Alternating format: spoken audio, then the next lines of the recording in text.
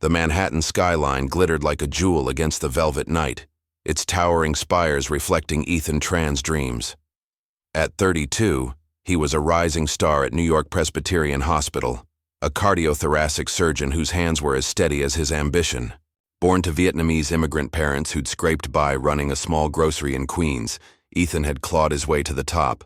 Harvard Medical School, valedictorian, and now a name whispered with reverence in operating rooms. His dark eyes, sharp with focus, softened only for one person, Emily Carter.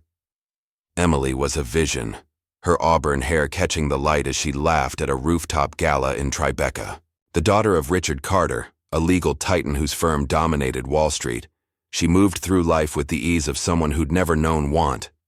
Her emerald eyes sparkled with wit, but there was a hardness beneath, a selfishness honed by years of privilege. Ethan didn't see it, or perhaps he chose not to. To him, she was perfect. They'd met 2 years ago at a charity auction, her bidding on a Monet sketch, him on a rare medical text. Their banter had sparked instantly, and soon they were inseparable. Tonight, as Ethan sipped champagne, he fingered the velvet box in his pocket, a diamond ring, simple but flawless, like his love for her. He planned to propose next week on a quiet evening at their favorite Brooklyn cafe. "Ethan, you're daydreaming again," Emily teased, nudging him. Her dress, a sleek black number, hugged her frame, drawing envious glances. "What's got you so lost?" He grinned, his heart swelling. "Just thinking about the future." She raised an eyebrow, playful but guarded. "Don't get too serious. On me, Dr. Tran." He laughed, but her words stung, a tiny crack in their perfect facade. He pushed it aside. Tonight was for celebration. His latest surgical breakthrough had just been published in The Lancet, and Emily's father had hinted at a partnership at Carter and Associates for her. Life was golden. The gala stretched past midnight, the air thick with liquor and ambition. Emily, flushed from too many martinis, insisted on driving her sleek Porsche 911 home. Ethan, who'd stuck to water to stay sharp for an early surgery, hesitated. Let me drive." His voice was firm, hand on her wrist. She pouted, her words slurring. "I'm fine, Ethan. Don't be such a buzzkill." He relented, a decision that would haunt him. The streets of Lower Manhattan were slick with autumn rain, the city's pulse throbbing through neon signs and late-night taxis. Emily's driving was erratic, her laughter too loud, her hands unsteady. Ethan's grip tightened on the armrest. "Slow down," he said, voice low. "Relax, babe," she shot back, cranking the music louder. Then it happened. A blur of motion, a sickening crunch. The Porsche swerved, clipping a pedestrian crossing. At West Street, the man, a middle-aged delivery driver, crumpled like a rag doll, his bike skidding across the asphalt. Blood pooled beneath him, dark and glistening. Emily screamed, slamming the brakes. "Oh my God! Oh my God!" Ethan was out of the car in seconds, his doctor's instincts overriding panic. The man was alive but fading, shattered ribs, a punctured lung. Ethan's hands moved with practiced precision, applying pressure, barking orders to a gathering crowd to call 911. Sirens wailed in the distance, too slow. Emily stumbled out, mascara streaking her face. "Ethan, what do we do? I didn't mean to." "Stay calm," he snapped, his voice a lifeline. But her eyes were wild, her breath reeking of gin. The police arrived, their flashlights cutting through the rain. Emily was incoherent, sobbing, clinging to Ethan.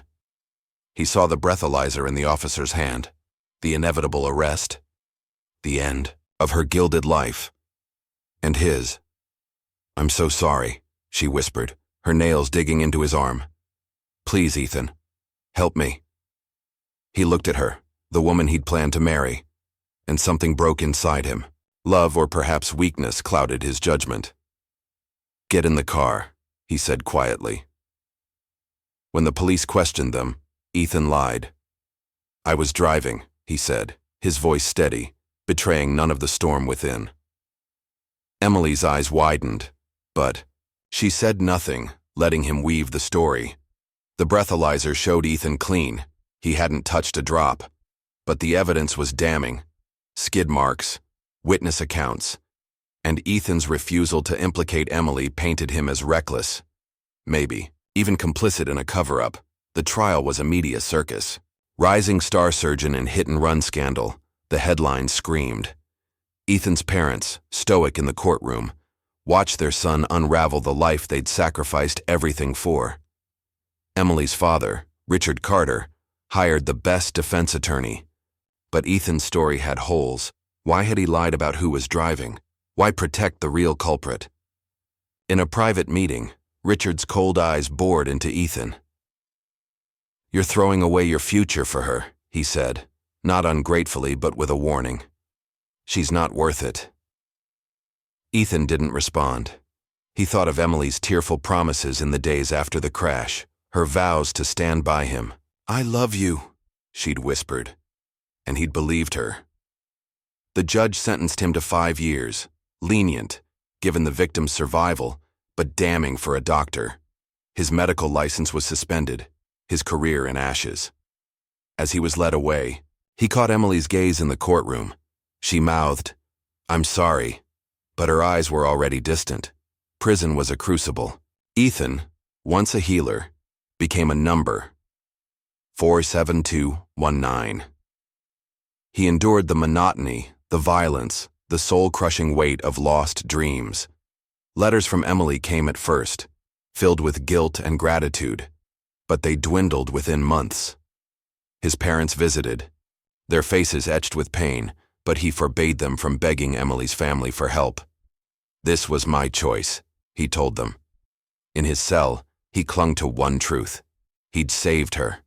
That had to mean something. 5 years later, Ethan stepped out of Rikers Island, a free man but a ghost of who he'd been. His once athletic frame was leaner, his eyes harder. The world had moved on without him. His apartment was gone, his savings drained by legal fees. His medical license remained in limbo, his reputation a cautionary tale in medical journals. He needed answers. He needed Emily. Her penthouse in Chelsea was as imposing as he remembered, its glass facade reflecting his haggard reflection.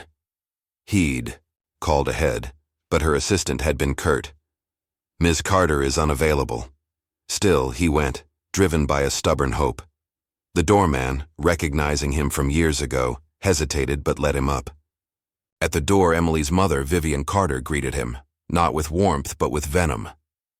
"You have some nerve," she hissed, her pearls gleaming under the chandelier. "After everything you did, you dare show your face?" "I just want to talk to her," Ethan said, his voice steady despite the ache in his chest. "Talk?" Vivian laughed, a cruel sound. "You're a criminal, Ethan. A nobody. Emily's engaged to a senator's son now. She's moved on.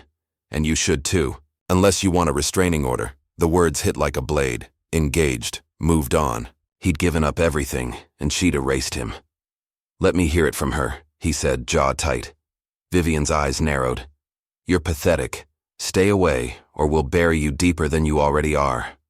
The door slammed, and Ethan stood, frozen, the weight of her words crushing the last flicker of hope. He'd sacrificed his life for a lie. New York was a graveyard of memories. Ethan couldn't stay. With what little money he had, he bought a bus ticket to Willow Creek, a small town in upstate New York, far from the city's glare. A friend from medical school, Dr. Sarah Nguyen, ran a free clinic there and offered him a job. Unlicensed, he could only assist. But it was a start. Willow Creek was a world apart, its main street lined with mom-and-pop shops and faded American flags. The clinic served immigrants, the poor, those the system forgot. Ethan threw himself into the work, his hands steady as he bandaged wounds or taught patients about diabetes care. Sarah saw the fire in him, the need to rebuild. "You're still a doctor," she told him one evening, handing him a coffee. "They can take your license, but not your soul." He smiled faintly, but the weight of betrayal lingered. At night, alone in his rented room, he began to write, a medical textbook pouring his knowledge into pages that might outlive his disgrace. He also kept a hidden file, a collection of documents from the night of the crash, a receipt from the gala bar, a photo of Emily's car keys in her hand, a witness statement he'd never shared. He wasn't sure why he kept them, only that they were a tether to the truth. Months turned to years. Ethan's textbook, Cardiac Innovations in Crisis, gained traction, earning quiet praise in academic circles. He published under a pseudonym, wary of his past, but the work gave him purpose. The clinic thrived, and locals began to whisper about the quiet doctor who worked miracles without a license. One day, a reporter from a small Albany paper visited, drawn by stories of the clinic's impact. Her name was Lena Torres, sharp-eyed and relentless. "You're not just a volunteer," she said, studying Ethan. "There's a story here." He deflected, but Lena's curiosity was a spark. Ethan didn't know it yet, but the wheels of justice, long dormant, were beginning to turn. Willow Creek was a town that time forgot, its rolling hills and clapboard houses a stark contrast to Manhattan's frenetic pulse. Ethan Tran, once a surgeon who commanded operating rooms, now swept floors at the Willow Creek Free Clinic, his hands more accustomed to a mop than a scalpel. Yet, in the quiet of this small town, he found something he'd lost in prison: purpose. Dr. Sarah Nguyen, the clinic's director, was a no-nonsense woman with a heart as big as her ambitions. She'd known Ethan at Harvard, where he'd been the golden boy, and she refused to let him wallow. "You're not done, Ethan," she'd said on his first day, tossing him a stack of patient files. "No license doesn't mean no impact." The clinic was a lifeline for the town's underserved: immigrants, factory workers, single mothers. Ethan couldn't diagnose or prescribe, but he could teach, organize, and listen. He ran health workshops, translated for Vietnamese and Spanish-speaking patients, and streamlined the clinic's chaotic supply chain. His mind, sharpened by years of study and tempered by prison's crucible, found solace in the work. At night, in a cramped attic room above a hardware store, Ethan wrote. His textbook, Cardiac Innovations in Crisis, was more than a project. It was a rebellion against his erasure. Under the pseudonym E.T. Nguyen, he poured his expertise into chapters on emergency cardiac care, drawing on cases he'd handled before his fall. The work was grueling, but it kept the ghosts at bay. Emily's face, her mother's venom, the clang of prison bars. Sarah noticed the change in him. One evening, as they locked up the clinic, she handed him a letter from a publisher. "They want to meet," she said, her eyes gleaming. "Your book's making waves, Ethan.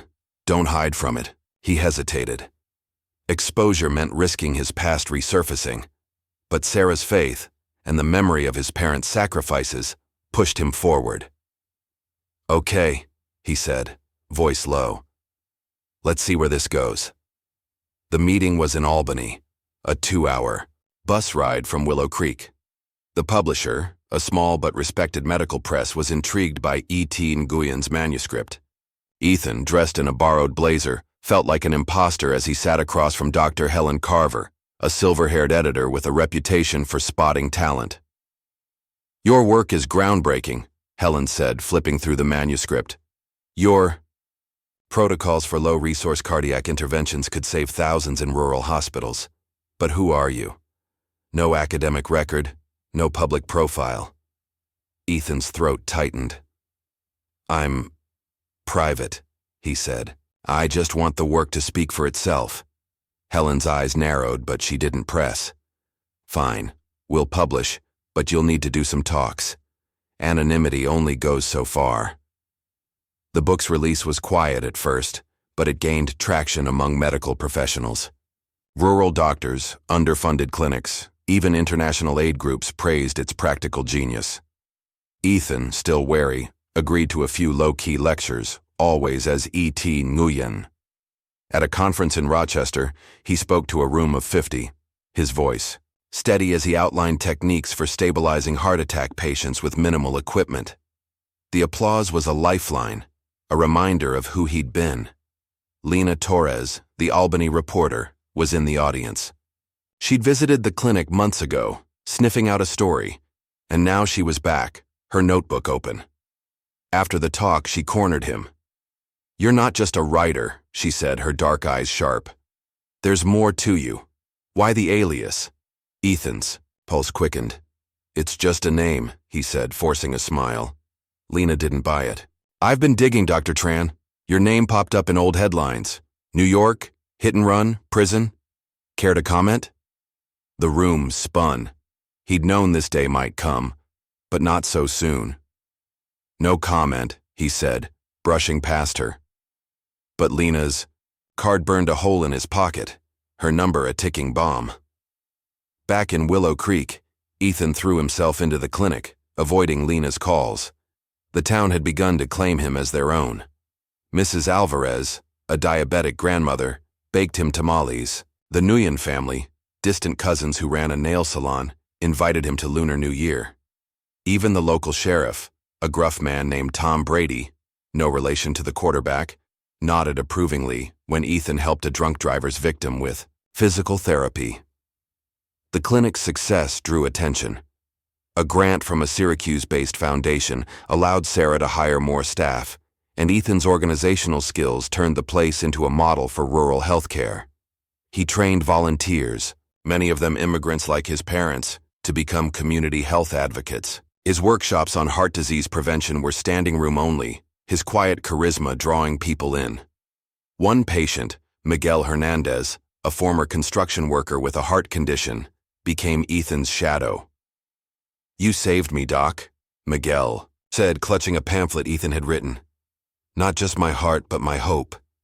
Ethan smiled, but the word doc stung. His license was still suspended, the New York Medical Board unmoved by his letters.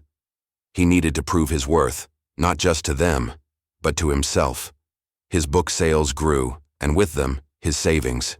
He invested in a used laptop, then a small office, space near the clinic, where he began a second project, a free online course for community health workers. The course, hosted on a shoestring platform, went viral among nonprofits, earning Ethan invitations to speak at universities. He declined most, fearing exposure, but the income gave him something he hadn't had in years: power. Lena Torres didn't give up. Her article, published in the Albany Times-Union, was careful but damning. The mysterious Dr. Nguyen, genius or ghost? It traced E.T. Nguyen's rise, hinting at a connection to Ethan Tran, the disgraced surgeon. The piece didn't outright accuse him, but it lit a fuse. Emails flooded Ethan's inbox, colleagues, reporters, even a lawyer offering to sue for defamation. Sarah, ever loyal, stood by him. Let them talk, she said. You're doing good here. That's what matters. But the article reached New York. One evening, as Ethan locked the clinic, a black SUV pulled up. Richard Carter, Emily's father, stepped out, his tailored coat a stark contrast to the town's faded charm. His face was older, harder, but his eyes held the same cold calculation. You've been busy, Richard said, lighting a cigarette. Stirring up trouble. Ethan's fists clenched. I'm just living my life, Richard exhaled, the smoke curling like a warning. You're digging into things best left buried. Emily's happy now. Let her be. The mention of her name was a knife. Happy? Ethan said, voice low. After what she did, what I did, for her? Richard's jaw tightened. You made a choice, son. A stupid one. Don't make another. The SUV drove off, leaving Ethan in the dark. That night, he opened the hidden file on his laptop. The receipts, the photo, the witness statement. He'd kept them as a reminder, or perhaps a weapon. Now they felt alive, pulsing with possibility. Lena's article, though painful, had an unexpected effect. It made Ethan a folk hero. Medical blogs dubbed him the exile doctor, a symbol of redemption.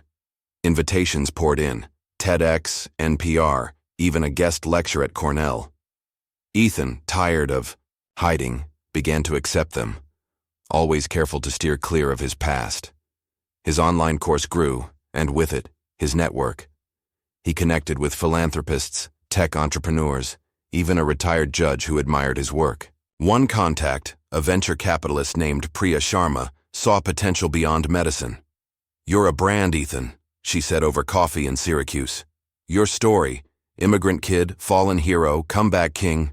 It's gold. Let me help you build something. Priya's firm funded a non-profit Heartspace to scale Ethan's health initiatives. With her guidance, Ethan learned the game of influence, boardrooms, galas, the art of the deal. He was no longer just a doctor, he was a force. But the past gnawed at him. Emily's betrayal, her family's cruelty, the years stolen, they fueled a quiet rage. He didn't want revenge, not yet, but he wanted justice. He began to research. Carter and Associates, the legal empire that had crushed him. Its weaknesses were subtle but real. Over-leveraged investments, a rival firm gaining ground, whispers of ethical lapses. Lena Torres re-entered his life at a fundraiser in Buffalo. "I'm not your enemy," she said, handing him a whiskey. "I want the truth. Whatever you're hiding, I can help you tell it." Ethan studied her. She was ambitious, relentless, but not cruel. "I'm not ready," he said. "But when I am, you'll be the first to know." She nodded, slipping him a USB drive. "Some dirt on the Carters. Off the record for now. Use it wisely." That night, Ethan opened the drive. It held emails, financial records, and a name. Daniel Pierce, a disgraced attorney who'd once worked for Richard Carter. Pierce knew things about the crash, about Emily, about the cover-up. Ethan's heart raced. The game was on. Heartspace launched its first major initiative, a mobile clinic serving rural New York. Ethan, now a public figure, cut the ribbon, his face on local news. The New York Medical Board took notice. After years of petitions, they scheduled a hearing to review his license. Sarah, Priya, and Miguel rallied supporters, flooding the board with letters praising Ethan's work. The hearing was in Manhattan, a city Ethan had avoided. Stepping into the boardroom, he felt the weight of his past, Emily's penthouse, the courtroom, the prison van. But he was different now, his voice steady as he presented his case. The clinic, the book, the lives he'd touched. The board deliberated, for weeks. When the letter arrived, Ethan opened it alone. His license was reinstated with conditions, probation, oversight, but he was a doctor again. Sarah threw a party at the clinic, the town toasting Dr. Tran with cheap wine and heartfelt cheers. Yet as Ethan smiled, his mind was elsewhere. Lena's USB drive sat on his desk, its contents a map to justice. He contacted Daniel Pierce, now a bitter recluse in Jersey City. Over a tense lunch, Pierce confirmed what Ethan had suspected. Richard Carter had known Emily was driving, had orchestrated the legal maneuvering to pin it on Ethan, and had paid off witnesses to seal the lie. "You want to take them down?" Pierce said, eyes glinting. "You'll need more than my word. You'll need power." Ethan nodded. Power was exactly what he was building. Ethan Tran stood at the window of his modest office in Willow Creek, the dawn light casting long shadows. Across the desk where his laptop glowed. The USB drive from Lena Torres lay beside it, a Pandora's box of secrets about Carter and Associates. For weeks he'd studied its contents, emails revealing shady deals, financial records hinting at tax evasion, and Daniel Pierce's cryptic notes about the night of the crash. It wasn't enough to destroy the Carters, not yet, but it was a start. His nonprofit Heartspace had given him a platform, and his reinstated medical license had restored his credibility. But to take on a legal dynasty, he needed more than good deeds. He needed leverage, money, and allies. Priya Sharma, the venture capitalist who'd backed Heartspace, was his first call. Over a video chat, her sharp eyes gleamed with intrigue. "You're playing a dangerous game, Ethan," she said, sipping espresso in her San Francisco penthouse. "The Carters don't just fight dirty, they bury people." "I'm already buried," Ethan replied, his voice steady. "This time, I'm digging myself out." Priya leaned forward. "What do you need?" "Capital," he said. "Enough to buy into their world. And connections, someone who knows how to move money quietly." Priya smiled, a predator recognizing another. "I know a guy. But Ethan, if you go down this path, there's no turning back." He nodded. the weight of her words settling like stone. That night he met Daniel Pierce again, this time in a dive bar in Newark. Pierce, gaunt and paranoid, slid a folder across the table. "This is what I couldn't put on the drive," he whispered. Witness payoffs, Richard Carter's orders, to silence the crash investigation. "It's raw, but it's real." Ethan flipped through the pages, bank transfers, coded emails, a handwritten note from Richard to a private investigator. "Why didn't you use this?" he asked. Pierce laughed, bitter. "I tried. They ruined me. You're different. You've got nothing left to lose." Ethan left with the folder and a plan. He'd use his growing influence to infiltrate the Carter's world, not with a frontal assault but with surgical precision. Heartspace was no longer just a nonprofit. It was a movement. Ethan's mobile clinics now served 5 states, funded by grants and private donors. His online course for community health workers had trained thousands, earning him a profile in the New York Times. The Doctor Who Rebuilt. Hope. The article, carefully curated with Priya's PR team, omitted his prison past, framing him as a visionary who'd overcome personal challenges. The publicity brought invitations to elite circles, galas, think tanks, even a seat at a healthcare policy summit in D.C. Ethan, once a pariah, now shook hands with senators and CEOs. His charm, honed by years of bedside manner, disarmed even the skeptical. But every smile, every handshake, was a step toward his goal. Priya introduced him to Marcus Reed, a discreet financier with a knack for acquisitions. Over bourbon in a Manhattan club, Marcus outlined the Carters' vulnerabilities. "Their firm's overextended," he said, swirling his glass. "They've been buying up smaller practices to stay afloat, but their debt's a house of cards. A rival firm, Grayson, and Locke is circling. If you want to hurt them, back Grayson." Ethan's savings, bolstered by book royalties and Heartspace consulting fees, were substantial but not enough. Marcus arranged a syndicate of investors, drawn to Ethan's story and the promise of profit. "You're the underdog," Marcus said. "People love betting on a comeback." By spring, Ethan's group quietly purchased a controlling stake in Grayson and Locke. He didn't sit on the board, too visible, but his influence was felt. Grayson began poaching Carter and associates, clients, undercutting their fees and exposing their ethical lapses. Richard Carter, unaware of Ethan's hand, scrambled to respond, his temper fraying in boardroom rants. Lena Torres, now a freelance investigative journalist, was Ethan's other weapon. He fed her pieces of Pierce's evidence, anonymized to protect his tracks. Her articles, published in outlets like ProPublica, chipped away at the Carters' reputation. Legal giants' shady deals uncovered. The stories didn't mention the crash, not yet, but they softened the ground. The summit in D.C. was Ethan's first encounter with the Carters since Richard's warning in Willow Creek. The event, a glitzy affair at the National Harbor, drew the East Coast elite. Ethan, in a tailored suit, blended in, his name now a draw. He was mid-conversation with a congresswoman when he saw her. Emily. She was still beautiful, her auburn hair swept into an elegant updo, her emerald eyes scanning the room. Beside her was a handsome man in his 40s, Senator James Walton's son, Patrick. Her engagement ring glinted, a gaudy contrast to the simple band Ethan had once carried. Their eyes met, and for a moment, the world stopped. Emily froze, her smile faltering. Patrick, sensing her tension, followed her gaze. "Someone you know?" he asked. Ethan approached, his expression neutral. "Emily," he said, voice calm but laced with steel. "It's been a while." Her lips parted, but no words came. Patrick extended a hand, oblivious. "Patrick Walton, you're Dr. Tran, right? The Heartspace guy?" Ethan shook his hand, his grip firm. "That's me." Emily found her voice barely. "Ethan, I didn't expect—" "No need to explain," he cut in, his smile cold. "You look happy. That's what matters." Patrick, sensing the undercurrent, steered her away. "We should mingle," he said. shooting Ethan a curious glance.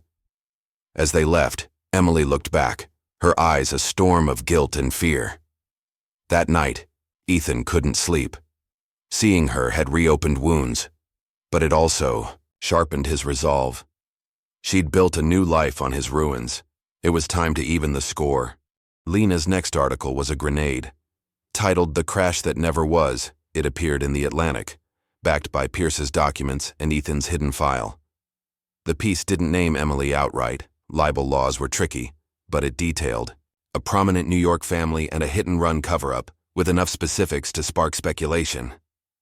The receipt from the gala bar, showing Emily's tab, was a key exhibit, as was the witness statement Ethan had buried, now anonymized, but damning. Social media erupted. X-posts tagged "Who Was Driving" linked the story to Carter and Associates, fueled by Lena's strategic leaks. The Carters' clients, already wary from Grayson's attacks, began to jump ship. Richard, in a televised interview, denied everything, his face flushed with rage. "This is a witch hunt," he bellowed, but his words rang hollow. Ethan watched from Willow Creek, his clinic now a hub of activity. Sarah, aware of his role, confronted him. "You're playing God, Ethan," she said, her voice heavy. "What happens when this blows back?"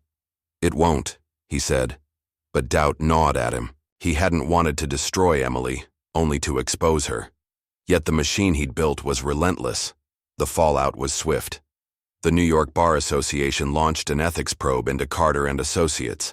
Investors pulled funding, and Grayson and Locke, with Ethan's backing, moved to acquire the firm's assets at a fire sale price. Richard's empire, once untouchable, was crumbling. Emily came to Willow Creek unannounced, her Porsche replaced by a rented sedan. Ethan was in the clinic, teaching a CPR class when she appeared, her designer coat out of place among the folding chairs. The room fell silent, patients staring. "We need to talk," she said, her voice trembling. Ethan dismissed the class, his heart pounding. They stepped outside, the autumn air sharp. Emily's face was pale, her eyes red-rimmed. "You're ruining us," she said.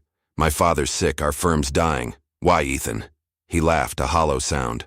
"Why? You left me to rot, Emily. I took the fall for you and you didn't even look back." Tears spilled down her cheeks. "I was scared. I didn't know what to do. I loved you, Ethan, I swear." "Love?" His voice was ice. "You loved your life more. Your ring, your fiancé, your perfect world. I was just collateral." She reached for him, but he stepped back. "I'm sorry," she whispered. "I'll confess, I'll tell the truth. Just stop this." He studied her, the woman he'd once died for. Part of him wanted to believe her, to end the war. But another part, forged in prison's darkness, saw her for what she was, a survivor, like him, but one who'd chosen herself. "It's too late," he said. "The truth's out. You'll face it, like I did." She sobbed, collapsing against the sedan. Ethan walked away, his chest tight. He'd won, but victory tasted like ash. The final blow came in winter. Lena's investigation, now a book deal, prompted a district attorney to reopen the hit-and-run case. Emily, under pressure, confessed in a closed hearing. Her statement leaked to the press. She avoided jail, her father's last favors, but the scandal was merciless. Patrick Walton ended their engagement, and the Carters' social circle turned on them. Richard, felled by a stroke, retired in disgrace, his firm absorbed by Grayson and Locke. Ethan, now a silent partner in Grayson, watched from afar. Heartspace thrived, its clinics a beacon for the underserved. His textbook was in its 3rd edition, and his license was fully restored. He was Dr. Tran again, lauded in medical journals and TED Talks.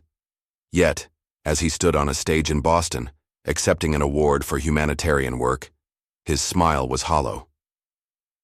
Lena met him backstage, her book freshly published. "You did it," she said, handing him a copy. "The Carters are done. How does it feel?" He flipped through the pages, his name absent but his shadow everywhere. "It feels empty," he admitted. She nodded, unsurprised. Justice isn't joy, Ethan. It's just balance. That night, he drove to his parents' home in Queens, the grocery store long sold. His mother, frail but proud, hugged him. "You're whole again," she said in Vietnamese. He wanted to believe her, but as he looked at the city skyline, the ghosts lingered. Emily's tears, his prison cell, the man he'd been. Justice had come, but at a cost. The Manhattan skyline, once a symbol of Ethan Tran's dreams, now loomed like a distant memory. From his new office in Syracuse, where Heartspace had established its headquarters, he watched the world move on. The Carters' downfall was complete.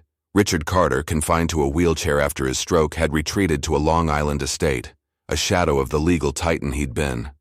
Carter and Associates was no more, its assets carved up by Grayson, and Locke with Ethan's silent partnership yielding dividends he never touched. Emily, disgraced and abandoned by her social circle, had fled to Europe, her name a footnote in tabloid scandals. The headlines had faded, replaced by stories of Ethan's rise. Time magazine named him one of its 100 most influential people, citing Heartspace's impact on rural healthcare. His textbook, Cardiac Innovations in Crisis, was required reading in medical schools, and his online courses had trained tens of thousands globally. At 38, Ethan was a titan in his own right, his name synonymous with resilience and redemption. Yet as he stood at his office window, the winter wind rattling the panes, he felt no triumph.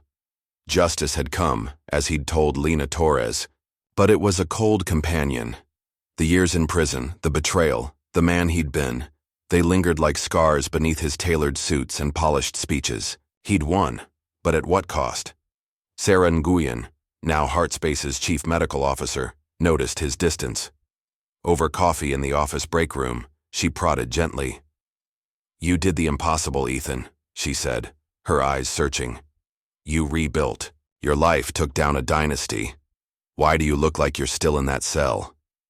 He sipped his coffee, the bitterness mirroring his mood. "I thought it would feel different," he admitted. "I thought exposing them would fix something." Sarah leaned forward, her voice soft but firm. "You didn't just expose them. You built something better. This," she gestured to the bustling office where staff planned new clinics. "This is your legacy, not their ruin." Her words stayed with him, but the emptiness persisted. He threw himself into work, opening clinics in Appalachia, partnering with Native American tribes, and lobbying for healthcare reform. The busier he was, the less time he had to dwell on the past. But at night, alone in his sparse apartment, the ghosts returned. Emily's tears, his parents' sacrifices, the delivery driver whose life he'd saved, but whose pain he'd caused. Spring brought an invitation Ethan couldn't ignore. His parents, now in their late 60s, had moved to a modest house in Flushing, Queens, funded by Ethan's earnings. They'd invited him for a family dinner, a rare event since his prison years. The grocery store they'd once run was long gone, replaced by a chain pharmacy, but their pride in him remained unshaken. The dinner was simple: pho, spring rolls, his mother's jasmine tea. His father, quieter since a heart scare last year, clasped Ethan's shoulder. "We always knew you'd rise," he said in Vietnamese, his voice thick, "even when you fell." His mother, ever the pragmatist, set a bowl before him. "Enough of the past," she said. "You're here now. Live for today." Their words, plain but profound, cracked something in Ethan. He'd spent years chasing justice, rebuilding his name, but he'd forgotten how to live. That night, he walked through Flushing, past the temples and noodle shops, feeling the weight of his heritage. His parents had come to America with nothing, built a life, and survived his disgrace. If they could endure, so could he. The next day, he visited the clinic in Willow Creek, where it all began. Miguel Hernandez, now a health advocate, greeted him with a bear hug.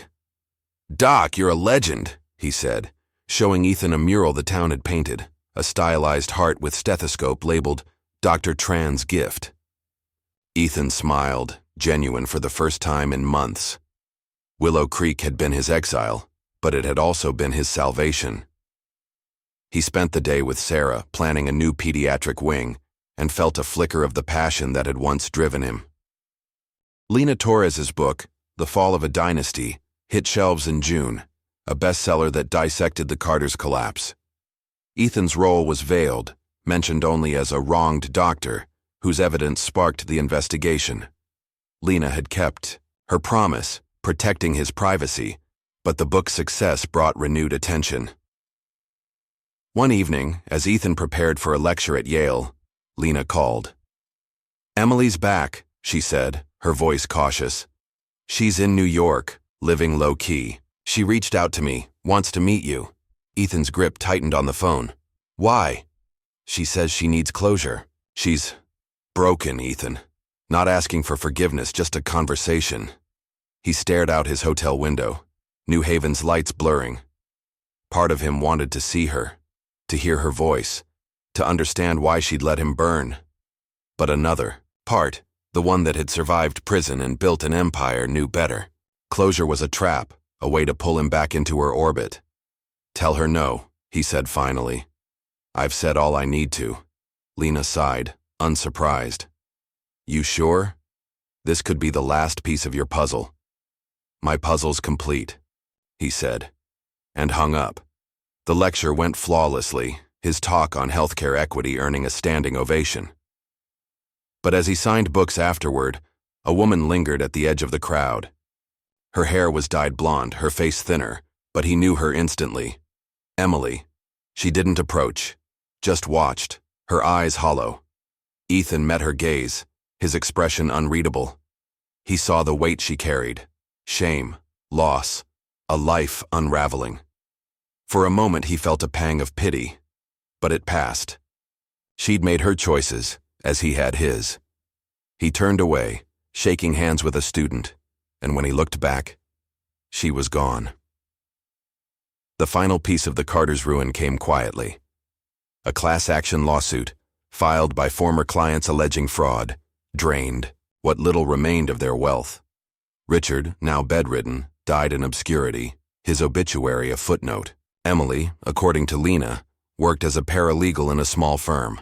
Her name changed, her past a shadow she couldn't escape. Ethan learned of these developments through news alerts, not triumph, but detachment. He'd set the dominoes falling, and they'd landed as he'd planned. Yet, as he'd told Lena years ago, it felt empty. Justice wasn't joy, it was balance, and the scales were even. In Willow Creek, the pediatric wing opened, named for Miguel's daughter, who'd survived, a heart defect thanks to Ethan's protocols. At the ribbon cutting, Ethan spoke briefly, his voice steady. "This isn't about me," he said, gesturing to the crowd. "It's about us, what we build together." The applause was thunderous, but Ethan's eyes were on the horizon. He'd rebuilt his life, not for revenge but for those who needed him. Patients, students, his parents. The Carters were a chapter closed, their ruin a price paid for his freedom. By autumn, Ethan had stepped back from Heartspace's daily operations, handing the reins to Sarah. He remained a board member, but his focus shifted to teaching.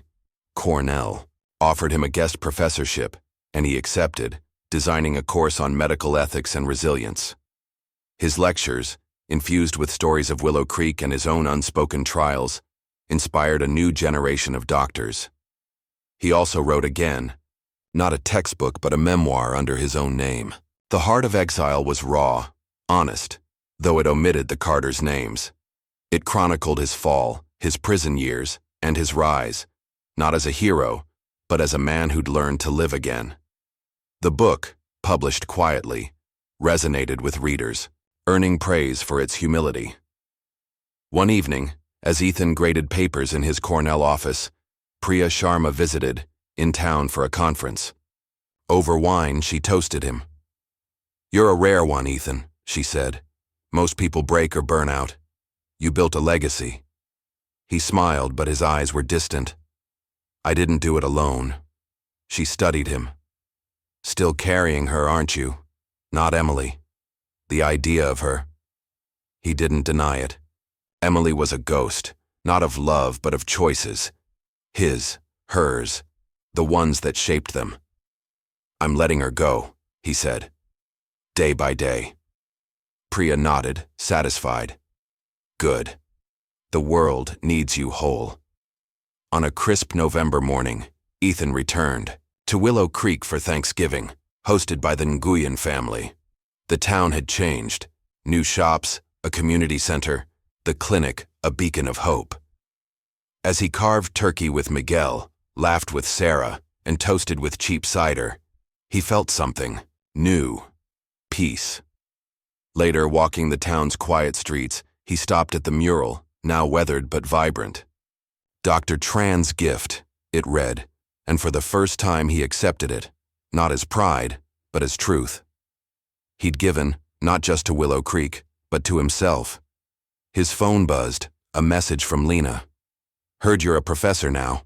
Proud of you. One last thing, Emily asked me to pass this on."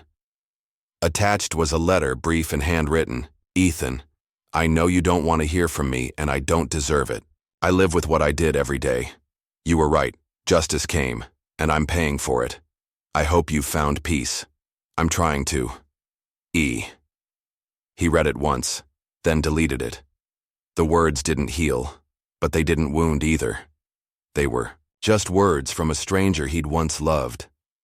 "Public justice comes too late," he murmured, echoing a phrase he'd read in prison. "But it comes." He smiled, faint but real, and walked on. The stars above Willow Creek bright and unyielding. Ethan Tran, doctor, exile, survivor, lived on.